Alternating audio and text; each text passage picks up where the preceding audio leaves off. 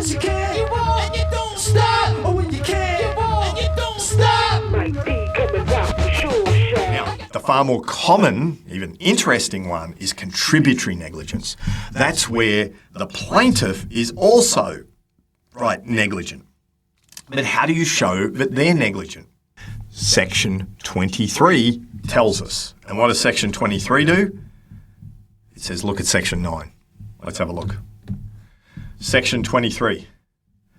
The principles that are applicable to decide whether a person has breached a duty also apply in deciding whether the person who suffered the harm, that's the plaintiff, has been guilty of contributory negligence.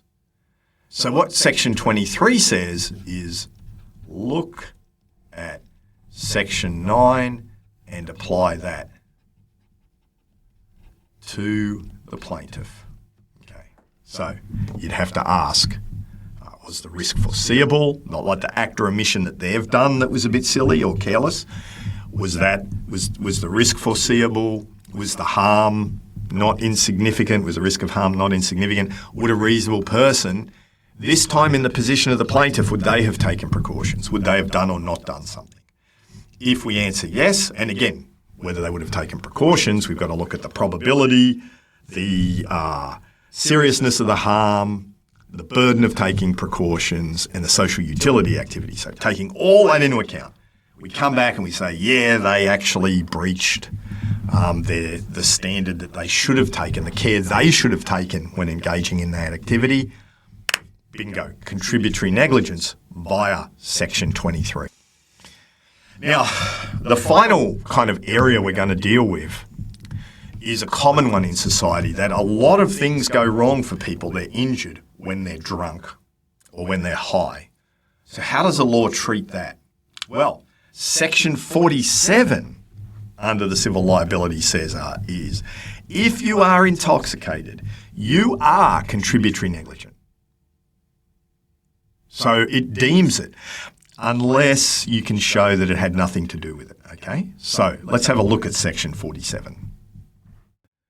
This section applies to a person who suffered harm, was intoxicated. Now, they use intoxicated to mean drugs and drink, right? So it's not just alcohol here. At the time of breach, giving rise to a claim for damages. Contributory negligence will be presumed. So it's presumed, right? It's presumed that you're contributory negligence. You can rebut that presumption. Where did we use a rebuttal of a presumption test? Contract law, social domestic relationships, it's the same kind of test. It's presumed you were contributory negligent unless you can show on the balance of probabilities the intoxication did not contribute to the breach or the intoxication was not self-induced. Okay, so if someone drugs you, right, you're not going to be contributory negligent. Chances of that are pretty low. But what does this one mean? That the intoxication did not contribute to the breach of the duty. Okay, imagine you're in a restaurant and you've had a few beers and you're merry, right? You're obviously affected. Well, if the roof collapses on you and you've had nothing to do with it, your intoxication didn't contribute. So there's no contributory negligence. However, if you kind of go to the bathroom and slip on the way, contributory negligence. Okay. So again, we have to look at the factual situation. The big thing is the law says if you drink to the point of intoxication on so many issues, right, you got to take responsibility for that. And in negligence, we do that by having contributory negligence. The same kind of thing applies with insurance law, right? So if you're drunk driving your car, your insurance policy doesn't apply. Lots of things. So I'm not saying I don't want to be a total wowser, but just be thoughtful about what you do when you drink and where you drink, etc., because it can have big legal implications. So in summary, Case law supports the concept of contributory negligence. Section 23 describes how a plaintiff's negligence is determined, and we use the same test as that in Section 9. Section 47 says contributory negligence is presumed if the plaintiff is intoxicated unless they can show the intoxication didn't have anything to do with the harm. And so that's it. We've been through all of negligence. We've shown what a tort is. We've looked at how negligence is a kind of tort. We went through the 3 elements of showing whether you were negligent. You must owe a duty, you must breach the duty, and that breach must cause the harm. You'll remember that the first element, owing a duty, is actually based in case law. But the other 2, Section 9 and Section 11, are in statute, the Civil Liability Act.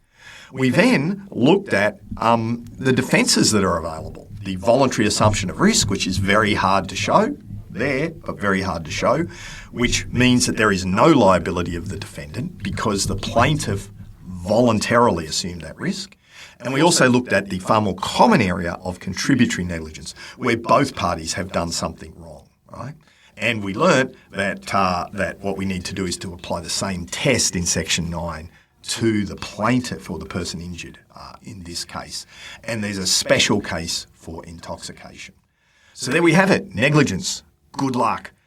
This is the end of this kind of 4-week module, 4 weeks of modules. And the next one, we move along from these areas of liability at the individual level, like contracting and negligence, to look at working with and through others in modules 9 to 12.